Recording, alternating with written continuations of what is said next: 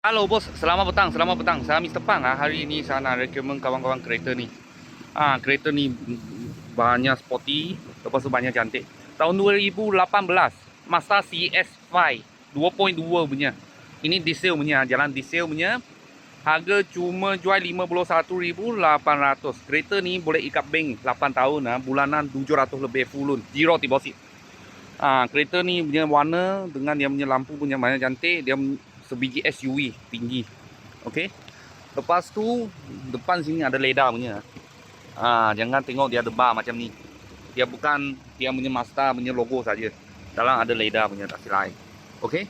Ini lampu ada tinted dah, saya ada nampak dia ada tinted.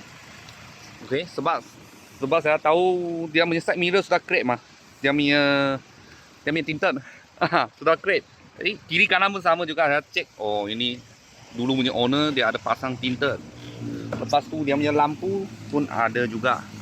Boleh nampak ada juga tinted. Okey, dia banyak jaga dia punya kereta lah. Harga jual 51,800. Ini 2.2 diesel Sky Active D. Okey, kalau full loan bulanan anggaran 700 lebih aja. Ikat bank lah. Ini cover. Dia takut dia punya kereta kena orang punya kereta. Dia kasih mungkus. Belakang pun ada juga. Okey, dalam leather cantik-cantik. Elektronik sih memang ada bagi you lah. Function sini semua ada. Okey, ada pedal seat. Steering controller semua ada kat sini. Okey. Lepas tu dalam banyak kemas, cantik. Leather tak ada scrap, tak ada apa, original. Okey. Belakang. Aircon sejuk, engine gearbox tak ada masalah.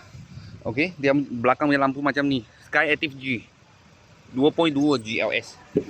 Cuma dia ada satu masalah aja. Dia engine punya bunyi besar sikit.